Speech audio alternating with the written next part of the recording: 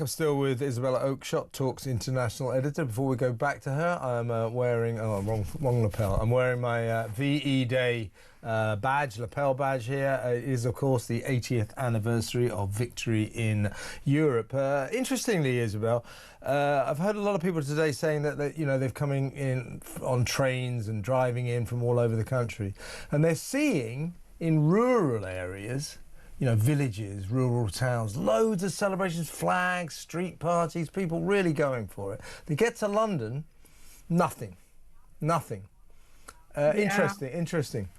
Yeah, do you remember the lovely Nikki from Leeds? That was the lady The Hales Riot lady, yeah. yeah, who paid the price for the far right riots. Right. She sweetly sent me a picture today of her house covered in Union Jacks, and surprise, surprise, she said it was the only one for a very large radius around in her area.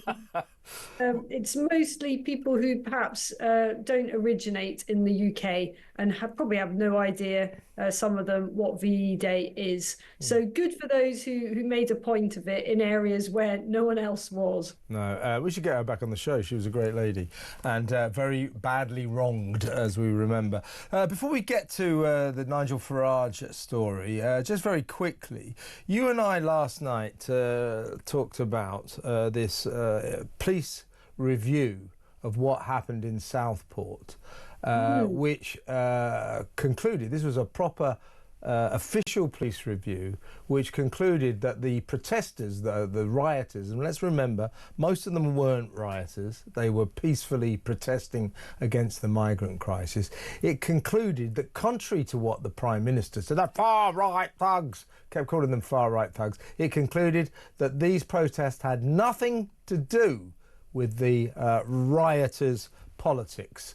And they were not organised by extremist political groups, and that everything Keir Starmer said about it was a lie. It wasn't true. Now, the reason I'm bringing this up is that we really touched a nerve, because we put it out on Twitter or X, whatever you call it these days, and it's caught fire. I mean, people really responded to that. And lest we forget, while Keir Starmer was busy calling everyone who stepped outside during those dark days far-right thugs, he was ordering the police to go around arresting housewives who put some nasty words on Facebook, and they ended up in jail and things like that. So again, Keir Starmer's characterisation of what went on, and don't forget, he said, they're not protests, they're just thugs, far-right thugs being violent. So not only did the police review of this dark period of time reveal that they were not far-right thugs, it said that the reason they were protests, and they were protesting against political decisions to do with migrants and asylum seekers. So everything Keir Starmer said those riots, those protests were not, they were. He lied, and the police proved it yesterday in an extraordinary report. People really responded to that. Well, I think the reason people responded to that so strongly is that so many of our listeners, if they weren't on those protests, they kind of sympathised with peaceful protesters.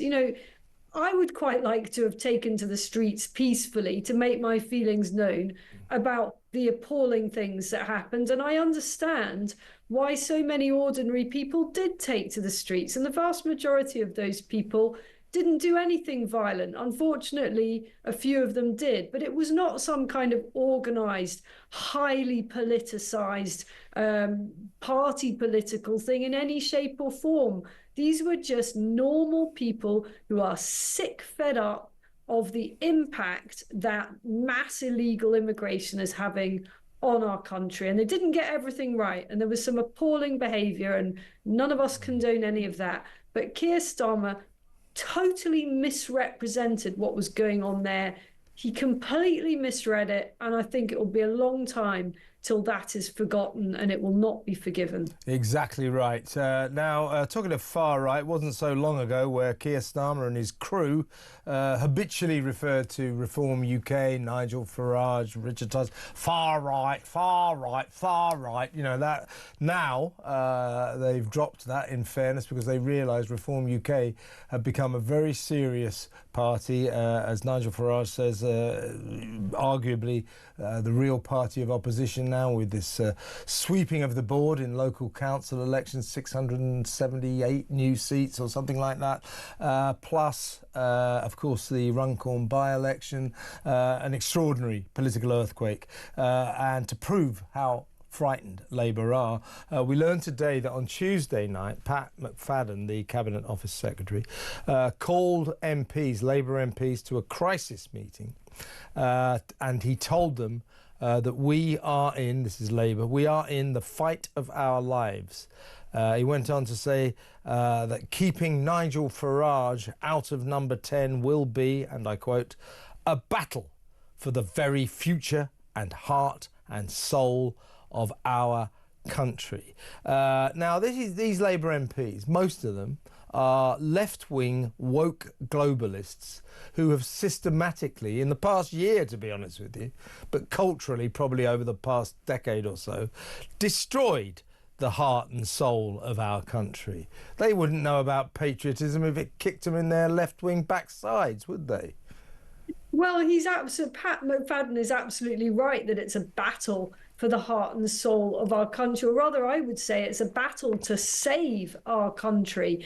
And it gives me considerable pleasure to hear of their panic, because for so long, these people have ignored, belittled, and smeared all the type of ordinary folks who voted for reform last week and who continue to want the things that the Reform Party and other parties, some of them, are proposing. And Labour deserves all it's got on this, and I hope that it will be an absolute battle for the country. I hope that Labour is going to be sent packing, because look, they are destroying our country as we know it. And little wins like they've had today, this US trade deal, which is, such a fanfare about that. There's upsides to that. Great news for Brexit, etc. Doesn't overshadow, it doesn't take away the fundamental fact that things are disintegrating in the UK. And Labour has no idea. This is a party with an MP for Dover who says only Labour will secure our borders. That's all you need to know. Yeah, exactly right. Tom Harris, former Blairite minister, former Labour MP, no longer in the Commons, he wrote a powerful piece in the Daily Mail yesterday saying that if Labour is in any way to remain a sort of legitimate government, legitimate political force, it needs to get rid of Starmer, and it needs to get rid of him now. And he harked back. He said, I remember Gordon Brown, exactly the same situation.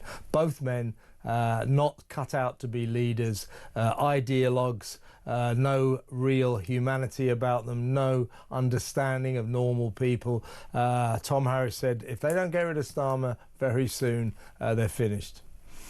I actually think Brown was way better than Starmer. I mean, Brown wasn't an immediate disaster. He wasn't a disaster within the first couple of weeks of his government. I mean, he did have a nightmare with an election. He left it a month, didn't he?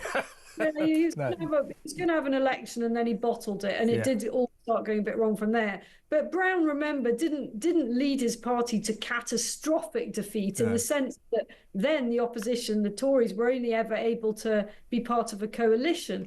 Whereas I think Starmer is leading his party to electoral Armageddon.